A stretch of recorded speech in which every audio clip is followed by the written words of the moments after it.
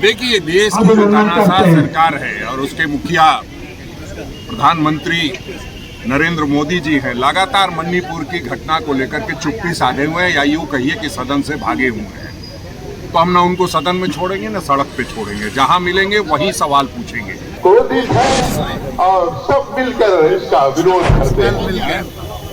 आज के दिन में हम सब जितने भी यहाँ इस बैनर के तले आए हैं, हम पुरजोर विरोध करते हैं इस सरकार का, इसके कामों का, इसके कारनामों का, जो देखते हुए भी देश की जो हालात है हो रही है। सभी को ये जुमलेबाज सरकार, ये जुमलेबाज चौकीदार, इंडिया।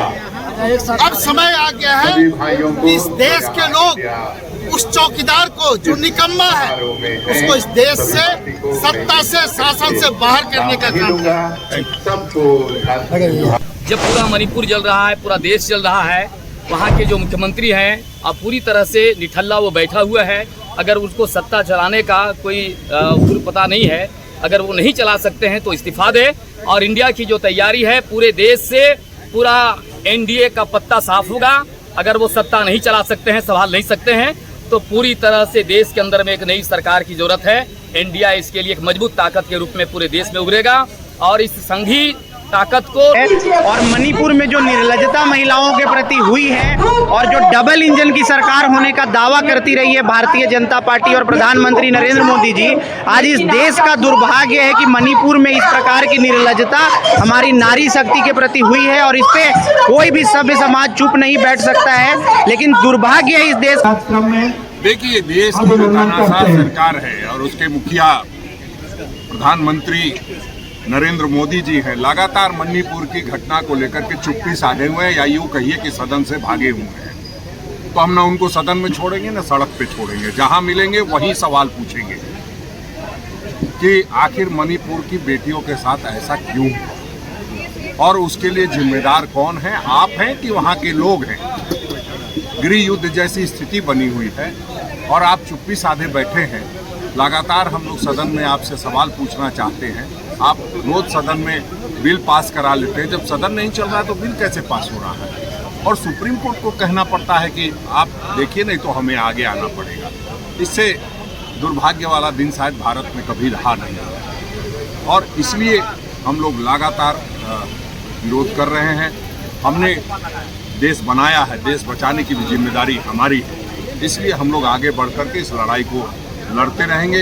इंडिया के बैनर तले आज सभी दलों के साथी आए हैं, आपके, जदयू के, राजद के, जेएमएम के, तृणमूल कांग्रेस के, टीएमसी के, सभी साथी हम लोग इकट्ठा होकर के और एक बैनर के तले आज हम लोग एक दिवसीय धरना रखे हैं। कल देखा आपने सदन में भी किस तरह से विरोध हुआ। तो हम लोग जब तक प्रधानमंत्री जी चुप्पी नहीं तोड़ेंगे, बेटियों पर नहीं बोलेंगे, कार्रवाई मणिपुर में नहीं होगी, मणिपुर में राष्ट्रपति शासन नहीं लगाया जाएगा, तब तक लगातार हम लोग पूरे देश में इस तरह का आंदोलन करेंगे। जिस तरह से विपक्षी पार्टियों का जो है लगातार जो है आंदोलन जारी है, सुभाष मुंडा के जो है हत्यारे हैं अभी तक गिरफ्तार नहीं हो पाए हैं, इस पे क्या कुछ कहना चाहेंगे? जो कि झारखंड में भी क्राइम का अगर जो है लगातार नहीं देखिए, ये सरकार ये घटना आज मणिपुर की घटना से इसको मत जोड़िए। मणिपुर विभक्त चेहरा है हिंदुस्तान में जो दिखाई दिया था। ये लोग ध्यान भटकाने के लिए इधर उधर की बातें करते हैं और हमारा कहना है कि इधर उधर की बात न कर, काफिला क्यों लूटा ये बता, मणिपुर क्यों लूटा है वो बताने की जरूरत है। तो हम समझते हैं कि उनकी बातों का जवाब देने की भी जरूरत नहीं है। पुलिस अपनी कार्रवाई कर रही है। इनके आरोप लगाने से झारखंड में क्राइम नहीं बढ़ गया है। पहले क्या हालात थे वो भी सब निकाल के देखूंगा और देश में बाकी राज्यों के क्या हालात हैं वो भी बता दूंगा। आज मणिपुर का दिन है, मणिपुर के लोगों के लिए हम लोग बैठे हैं, मणिपुर की बात करेंगे, मनमानी की बात नहीं करेंगे। 26 दलों का संजय कुमार पांडे जी इंडिया गठबंधन, आज उसके बैनर तले हम लोग यहाँ बैठे हुए हैं। इस देश में और अगर मणिपुर में जो घटना घटी है तो मैं राष्ट्रीय जनता दल के उससे सिर्फ हम लोग नहीं, पूरा देश नहीं, पूरा दुनिया मर्माहत है।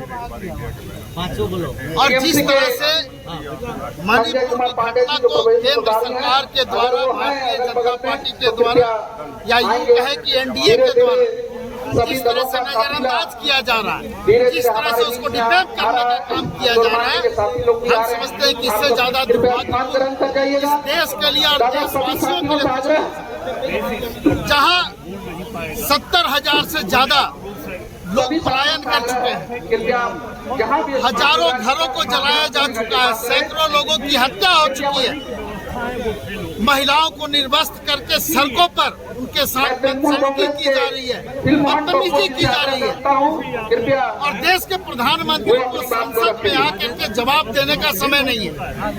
ये जुमलेबाज सरकार, ये जुमलेबाज चौकीदार, अब समय आ गया है कि इस देश के लोग उस चौकीदार को जो निकम्मा है उसको इस देश से, सत्ता से, शासन से बाहर करने का काम भी अनदेखी कर रही है। आज एक बार फिर से आप लोग धरना प्रदर्शन कर रहे हैं, कितने दल इसमें शामिल हैं और क्या निवासी है, इससे आगत है और दुखी है, क्रोधित है और सब मिलकर इसका विरोध करते हैं।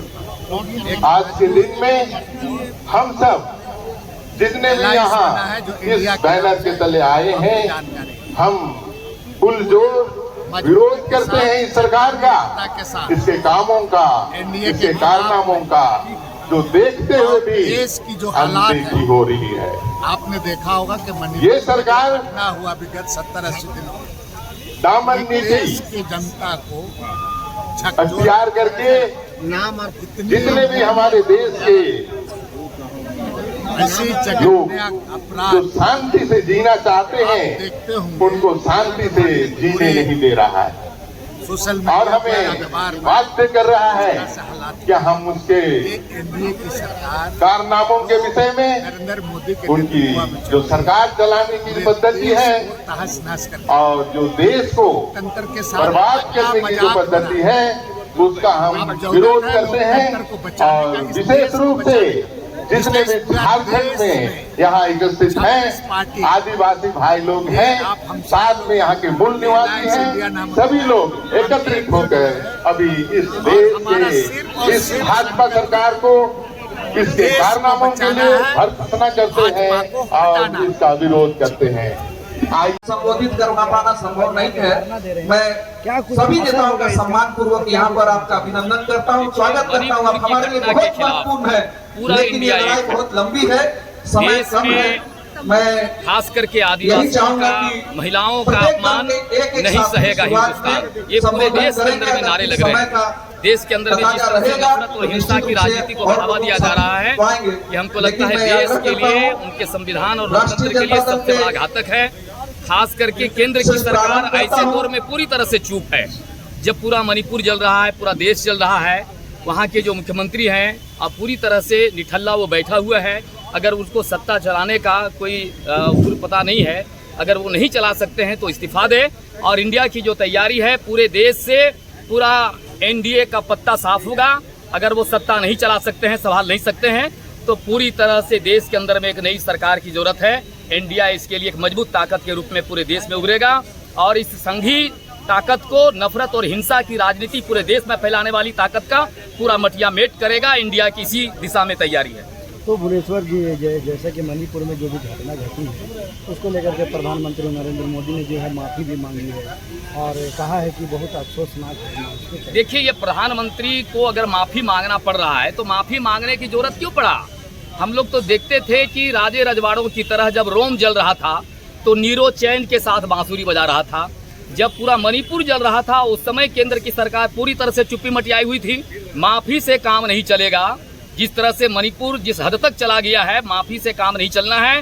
पूरा सत्ता छोड़े और खास करके मणिपुर में जो मुख्यमंत्री है एन बीरेन सिंह जी, उसको बर्खास्त करें। अब उसकी मजबूरी है, सुप्रीम कोर्ट ने हस्तक्षेप किया है। प्रधानमंत्री को कहा है कि आप मणिपुर के मामले में क्या कार्रवाई की है, आप पूरा बताएं। तो ये तय बात है कि लाचारी में, मजबूरी में माफी है। देश की जनता उसको माफी नहीं देने जा रही है। देश में अराजकता की हालत है, नफरत और हिंसा फैलाने की पूरी सुनियोजित पूरे देश के अंदर में जो कोशिश किया गया है, इसके लिए प्रधानमंत्री दोषी है, दूसरा कोई नहीं। माफी से काम नहीं चलेगा। इसको मजबूत करने में देखिए, आज इंडिया अलायंस का पहला धरना प्रदर्शन यहाँ पर हम लोग कर रहे हैं झारखंड में, और जो देश की स्थिति है, जो प्रदेश की स्थिति है, किसी से छुपा हुआ नहीं है। और मणिपुर में जो निर्लजता महिलाओं के प्रति हुई है और जो डबल इंजन की सरकार होने का दावा करती रही है भारतीय जनता पार्टी और प्रधानमंत्री नरेंद्र मोदी जी, आज इस देश का दुर्भाग्य है कि मणिपुर में इस प्रकार की निर्लजता हमारी नारी शक्ति के प्रति हुई है, और इस पे कोई भी सभ्य समाज चुप नहीं बैठ सकता है। लेकिन दुर्भाग्य है इस देश का कि इस देश के प्रधानमंत्री जो मन की बात करते हैं देश से हर रविवार, उन्होंने आज तक मणिपुर की बात नहीं की, जहां हमारे बेटियों के साथ निर्लजता हो रही है। बीजेपी का दोहरा मापदंड, दोहरा चरित्र और प्रधानमंत्री का दोहरा चरित्र सामने आया है।